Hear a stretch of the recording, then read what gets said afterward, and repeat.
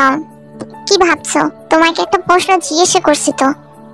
হ্যাঁ স্যার, কিছু বলছিলেন? না মানে আসলে আপনি, আমার কিছু মনে নেই, আপনি যদি আবার পড়াটা বলতেন। তে আমি তোমাকে এই নেক্সট টাইম নিয়ে আরো কতবার এমনটা হয়েছে। তোমার পড়াশোনা কি মনে নাকি? কোথায় মন থাকে তোমার বলো তো? এমন চলতে থাকলে কিন্তু তোমার বাবা মাকে বিচার দিতে আমি বাধ্য হব। পরীক্ষা ফেল করার ইচ্ছা আছে তখন তো স্যারেদের নাম পড়বে যে জাঙ্কুক স্যার ঠিক করে পড়েনি তাই ছাত্রী ফেল করেছে। আর আমি এটা হতে দিতে পারি না। তুমি ঠিক করে পড়ছো না আর বদনাম হবে আমার। তুমি নেক্সট টাইম এমন করলে তোমার মাকে আমি বিচার দেব। আসলে স্যার আমি আমি সত্যি দুঃখিত, এমনটা হবে না। দয়া করে প্লিজ মাকে কিছু বলবেন না, তাহলে আমাকে খুব বকা দিবে। আমি পরে আরো কন্টিনিউ ভালো করব, আপনি চিন্তা করবেন না। সামনে পরীক্ষা, আমি ভালো করে পড়বো আপনার কাছে বেশি বেশি। দয়া করে আম্মুকে কিছু বলবেন না, আপনি তো জানেনই আমার মা কেমন। কিসের কথা হচ্ছে এখানে? স্যার তুই কি আবার কোনো দুষ্টুমি করেছে? আইতে তুই কি আবার কিছু করেছিস? না মানে স্যারের তো রেগে আছে কেন? না না আন্টি, সে তেমন কিছু করেনি, আসলে একটু পরে ভুল হয়েছিল তো তাই বকছিলাম আর কি। তেমন কিছু না, সামনে পরীক্ষা বুঝতেই তো পারছেন। পড়ালেখা যদি ভালো না করে তখন তো আপনি আমাকেই দায়ভারটা দিতে হবে যে আমি ঠিক করে পড়েনি, তাই কি একটু বকছিলাম, তাছাড়া কিছুই না। আচ্ছা তে ভালো করে পড়ো তাহলে। আচ্ছা আন্টি আমি যাই এখন, কাল আসবো আবার, আমার এখন টিউশনের সময় হয়ে গিয়েছে। তো জাঙ্কুক সেখান থেকে চলে যায়। তো তো হাত ছেড়ে বাজে, না হলে জাঙ্কুক যদি তার মার কাছে বিচার দিত তাহলে তার মা খুবই বকতো। তার মা দেখে যা বলে, তে ঠিক করে পড়াশোনা করিস, আর সামনে পরীক্ষা বুঝতেই তো পারছিস, নাম্বার ভালো আসা চাই। মা জানি, আমাকে আর জ্ঞান দিতে হবে না। আমি জানি তো আমার পরীক্ষার সামনে আমার মাথা ব্যথা তো অবশ্যই থাকবে। চলো এবার নায়িকার পরিচয়টা জানা যাক। তেও মানে তেহুং হচ্ছে আয়ুর মেয়ে, একমাত্র মেয়ে। তের বাবা নেই। আয়ু হচ্ছে খুবই ভালো মানুষ, কিন্তু তার মেয়ের পড়াশোনা নিয়ে খুবই সিরিয়াস, যাতে মানুষ বলতে না পেরে মেয়েটা তার বাবা ছাড়া হয়তো অমানুষ হয়েছে এই কথার জন্য তার মেয়েকে সব দিক থেকে পারফেক্ট রাখার চেষ্টা করে। তাই তো জাঙ্কুকে রাখা। তে এবার 9-এ উঠবে আর কি। তে এখন ছাত্রী হচ্ছে 8-এর। তের বয়স হচ্ছে মাত্র 16। তে এই 16 বছরে প্রথম দেখায় জাঙ্কুককে দেখে ক্রাশ খেয়ে বসে আছে। সাহস পায়নি জাঙ্কুকে বলতে, কি করে পাবে, সারাক্ষণই পড়া নিয়ে কথা বলে। তাই তে অন্য কিছু নিয়ে সাহস পায়নি। তাই তো পড়াশোনার সময় জাঙ্কুকের দিকে তাকিয়ে ধ্যান অন্যদিকে থাকে, আর প্রত্যেকবারই জাঙ্কুর কাছে বকা খেতে হয় থেকে। তের ব্যাপারে তো জানা গেল, এবার একটু নায়কের ব্যাপারে জানা যাক। জিয়ন জাঙ্কুক বয়স হচ্ছে তোমার 29। তার ছোটবেলায় যখন 8 বছর তার বাবা মা মারা যান কোন একটি কারণে। তো তারপর মামা মামির কাছে বড় হন। মামা মামি ভালোই ছিলেন, পড়াশোনা করেছে জাঙ্কুককে। জাঙ্কুক যে হোস্টেলে চলে যায়, আর তারপর থেকেই সে টিউশনি করতে শুরু করে। আর এই পর্যায়ে সে একজন শিক্ষক, মানে সে টিচার, আর তাইকে পড়াশোনা করায়।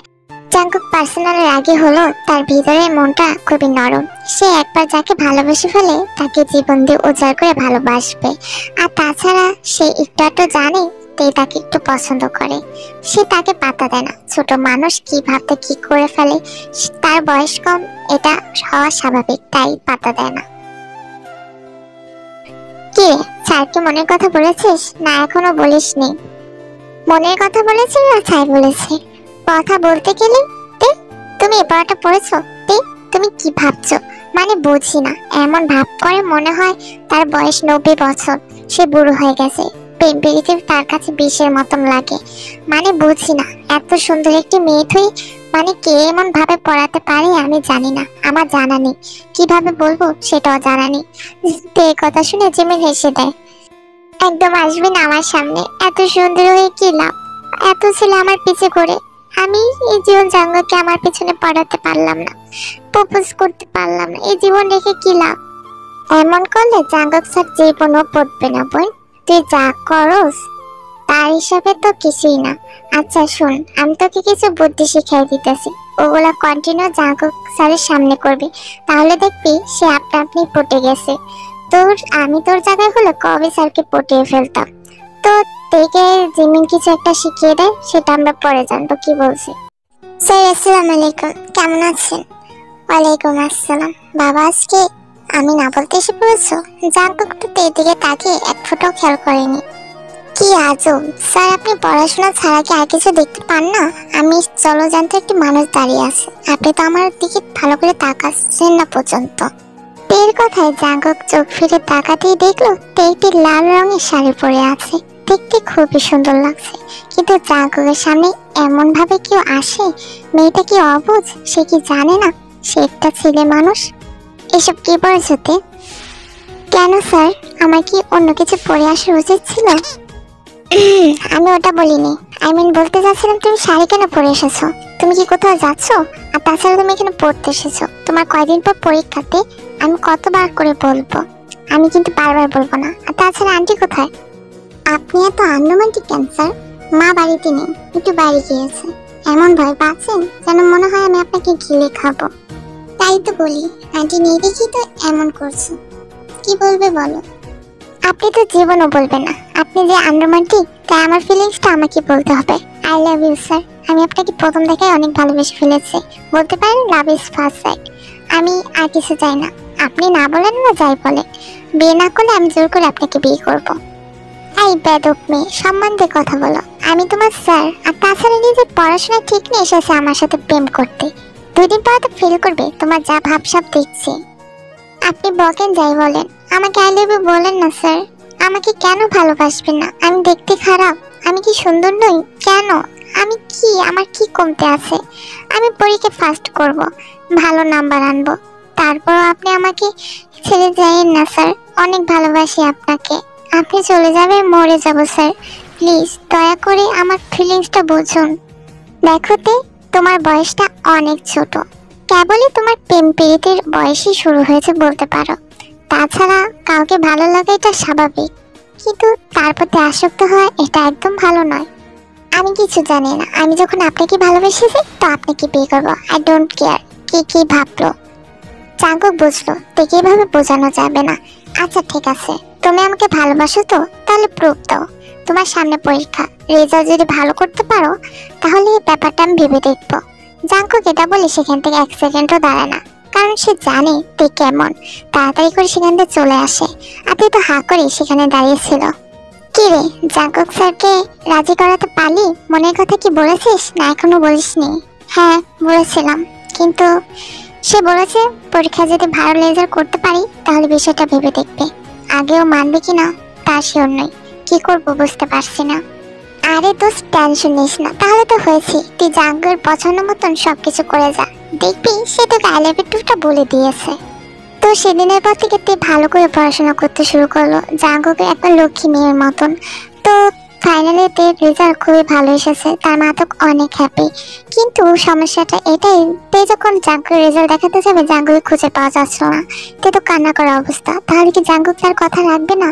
আর এদিক দিয়ে তের মা থেকে কিছু বলছিল। তে আজকে আমি অনেক হ্যাপি। আমি সত্যি করবি তো তুমি আমার মেয়ে। তোমাকে একটা কথা বলা ছিল। আমি একটি ভালো ঘর দেখেছি, অনেক ভালো ছেলেটা। তোমার সাথে তার বিয়ে ঠিক করেছে। এইসব কি বলছো মা? আমি এখনো পড়তে চাই, আর আমি এখন বিয়ে করতে পারবো না। আরে পাগলি মেয়ে, তারা বলেছে বিয়ের পর তুই পড়াশোনা করতে পারবি, কোনো সমস্যা নেই। এ নিয়ে টেনশন করতে হবে না। বিয়ের পর তুই পড়াশোনা করলি। আর তাছাড়া ছেলে অনেক ভালো, বুঝলি, অনেক শিক্ষিত।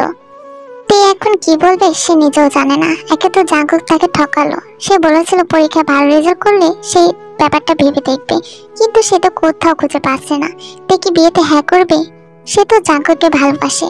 কি করবে তার মাথায় কিছুই ঢুকছে না। তার মা তার থেকে করুণ দৃষ্টি তাকিয়ে আছে। তে আর কিছু না ভেবে বিয়েতে রাজি হয়ে যায়। কি বা করার। কি রে দোস্ত, কি শুনলাম তোর নাকি বিয়ে ঠিক হয়ে গেছে? জাঙ্কুক স্যারের সাথে? অবশ্যই। জাঙ্কুক স্যারের কথা একদম বলবি না। তার নামটাও আমি শুনতে চাই না। সে আমাকে ঠকিয়েছে। বলেছিল যে পরীক্ষা ভালো করলে সে ভেবে দেখবে বিষয়টা, কিন্তু কিছু না বলে সে উধাও হয়ে গিয়েছে। তার মানে তো এটা সে আমাকে ঠকিয়েছে, ভালোবাসিনি, নাটক করেছে, ফিলিংস নিয়ে খেলেছে। তাকে কখনো ক্ষমা করব না আমি। আমার এই ফিলিংসের জন্য নিজের লাশ হয়ে অন্যজনকে বিয়ে করছি। ভালো না বেশো কিছু করার নেই যে জিমিন আমার। এইসব কি বলছিস? জাঙ্কুক স্যার এমন? কিন্তু আমি তো তাকে ভেবেছিলাম অন্যরকম। নিশ্চয়ই এর পেছনে কোনো কারণ আছে। তাছাড়া জাঙ্কুক স্যার তো পালানোর মানুষ না। সে তোর সাথে এমনটা কেন করবে? জানি না, আমি জানতেও চাই না। তার নামটা বললাম না, নিস না প্লিজ। এখন ফোন রাখ, ভালো লাগছে না আমার। এই বলে তে ফোন কেটে দেয়। তো এইভাবে অনেকদিন কেটে যায়, জাঙ্কুর কোনো খোঁজ পাওয়া যায় না। আর এভাবেই তের ফাইনাল দিনটা এসে পড়ে। বিয়ে দিনে তেকে একটি লাল শাড়ি খুব গর্জিয়াস সাজ দিয়েছিল, কিন্তু তে তো এসবের প্রতি কোনো মনে নেই। মন তো পড়েছিল জাঙ্কুরের কাছে। যত অভিমান করে থাকুক, সে তো জাঙ্কুরকে ভালোবেসেছিল। আর তাছাড়া তে তার হবু বরের চেহারাটা পর্যন্ত দেখেনি। তার মা বলেছিল তোর স্বামী ছবিটা দেখ, কিন্তু সে দেখেনি। কিছুক্ষণ আগে তের বিয়ে হয়ে গেছে, কাজী কবি বলতে বললে তে বলে দেয়, আর তার হবু হাজবেন্ডও বলে দেয়। তারপর বিয়ে পড়ানো শেষ হলে তার হবু হাজবেন্ড তার মার কাছ থেকে বিদায় জানিয়ে সেখান থেকে চলে যায়। তে বাসর ঘরে বসে আছে, লাল ঘুমটা বড় একটি ঘুমটা টেনে চুপচাপ বসে আছে কুটিসুটি করে। এই দিনটা নিয়ে প্রত্যেকটা মেয়েদের কত স্বপ্ন ছিল। ভেবেছিলাম বাসর ঘরে আপনার জন্য অপেক্ষা করব, বড় একটি ঘুমটা টেনে লাজুক চোখে আপনার দিকে তাকিয়ে থাকবো জাঙ্কুক। কিন্তু তার হতে দিলেন কই, ঠকিয়ে তো আমাকে চলে গিয়েছেন। ইতিমধ্যেই তার হাজবেন্ড রুমে প্রবেশ করলো। তে ভয়ে নার্ভাস হয়ে খাটের উপর চুপচাপ বসে আছে। খাটটি খুব সুন্দর করে ফুল দিয়ে চারদিক দিয়ে সুন্দর করে সাজানো। তে একটি কণ্ঠস্বর পেতে ও পাশটায় তাকালো, দেখলো জাঙ্কুক দাঁড়িয়ে। সে কি ভুল কিছু দেখছে? বাসর ঘরে তো জাঙ্কুক থাকার কথা না, তার হাজবেন্ডের থাকার কথা। সে কি ভুল কিছু দেখছে? কিছু বুঝতে পারছে না, মনের ভিতর অনেক প্রশ্ন ঘুরপাক খাচ্ছে। কিছুক্ষণ পর জাঙ্কুক বলে উঠলো, ও মাতে, শুভদিনে এভাবে কাঁদতে হয় নাকি? তুমি কি জানো না আজকে আমাদের বিশেষ দিন? তার মানে আমি সত্যি দেখছি আপনি এখানে, কিন্তু আপনি তো, আমি কিছু বুঝতে পারছি না। আপনি আমার সাথে এভাবে এমনটা করতে পারলেন? আমাকে যদি বিয়ে করেছিলেন তাহলে কেন কিছু বলেননি আপনারা আমাকে? আমি জানি আমার বউটা আমার উপর অনেক অভিমান জমে আছে, আর অভিমান করাটা তো স্বাভাবিক, তাই না? তুমি ভাবলে কি করে এই জীবন জাঙ্কুক তোমাকে অন্য কারো হাতে তুলে দিবে? মনে আছে আমি তোমাকে প্রমিস করেছিলাম ভালো রেজাল্ট করলে আমি বিষয়টা ভেবে দেখবো। আমিও তোমাকে আগে থেকে পছন্দ করতাম। তোমার কি মনে হয় আমি তোমাকে পাত্তা দিতাম না? দিতাম, অনেকবার দিতাম, কিন্তু ফিলিংস গুলোকে কন্ট্রোল রেখেছি।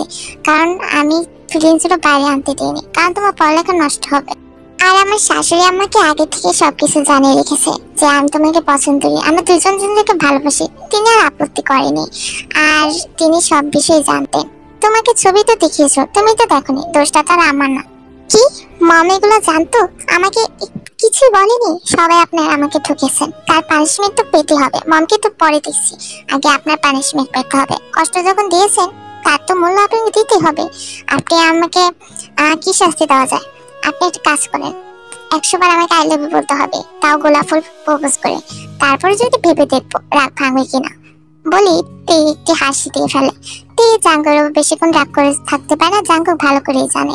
তারপর জাঙ্কুক একটি হাতে গোলাপ ফুল নিয়ে তেকে রাগ ভাঙানোর চেষ্টা করছে। জাঙ্কুক একটি গোলাপ হাতে নিয়ে তের দিকে তাকিয়ে আছে। তে তো মুচকি মুচকি হাসছে জাঙ্কুকের কাণ্ড দেখে। নেশালো চোখে জাঙ্কুক তের দিকে তাকিয়ে আছে। কেউ জাঙ্কুকের থেকে চোখ সরছে না। ভালোবাসা মানুষটার সাথে থাকলে হয়তো এমনই হয়, ভালোবাসা বুঝি এমনই। তে জাঙ্কুককে এক ধ্যানে তাকিয়ে আছে। এমন রূপে জাঙ্কুক তে কখনো দেখেনি। সারাক্ষণ পড়া নিয়ে জাঙ্কুক যে ভুগতো, আজ তার চোখে ভালোবাসা দেখতে পারছে, সত্যিকারের অর্থে ভালোবাসা। জাঙ্কুক তের হাতে গোলাপটা ধরিয়ে তেকে প্রপোজ করলো। আই লাভ ইউ টু বোজান। সেদিন তোমার উত্তরটা দিতে পারিনি, আজ দিলাম। ভালোবাসি তোমাকে অনেক, সারা জীবনে অর্ধাঙ্গিনী হয়ে থেকো আমার, আমাকে ছেড়ে কখনো যেও না। তে মুচকি মুচকি হাসছে জাঙ্কুর কাটে দেখে। সে কি আর রাগ করে থাকতে পারে? ভালোবাসার মানুষটি কাছে পেলে সব রাগই উধাও হয়ে যায়। যতও মানবিবান থাকুক, তাদের ভালোবাসা পূর্ণতা পেল। জাঙ্কুক তের কপালে একটি চুমো দিয়ে তেকে অনুমতি ছিল আত্মীয় দিয়ে দিল। আর যা হওয়ার তাই হয়। I love you too Jungkook sir. এই দিনের অপেক্ষায় আমি ছিলাম, আজ আমার স্বপ্ন পূরণ হলো। আমারও জান, তোমাকে নিজের করে পেয়ে অনেক খুশি লাগছে। নিজের হাজবেন্ডকে এবার অনুমতি দিবে নাকি? তে তো লজ্জায় জাঙ্কুকের বুকে মাথা লুকিয়ে ফেলে আর জাঙ্কুক থেকে কিস করে। এই প্রথম কোনো পুরুষের ছোঁয়া পেতে তো কেঁপে উঠছিল। আর যা হওয়ার তাই হয়।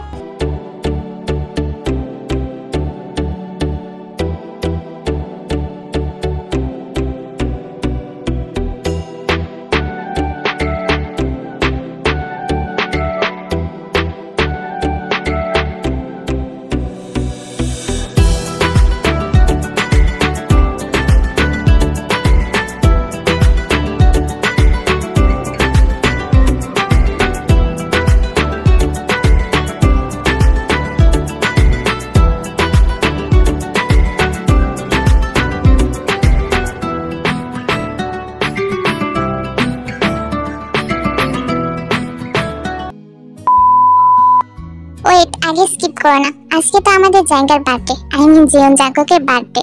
সো স্পেশালি ওয়ান শটটা দেওয়া। সবাই জাঙ্কুককে উইশ করো কমেন্ট বক্সে। আর স্টোরিটা কেমন হয়েছে সবাই অবশ্যই বলতে ভুলো না। আর আমাদের জাঙ্গা যেন কোনোদিনই বড় না হয়, মানে বয়স বড় হোক, বাচ্চাগুলো যেন আগের মতনই থাকে। আর্মিদের এটাই চাওয়া, সবসময় হাসি খুশি থাকুক, এটাই আমার চাওয়া। সো গাইস, সবাই ভালো থেকো, আল্লাহ হাফিজ।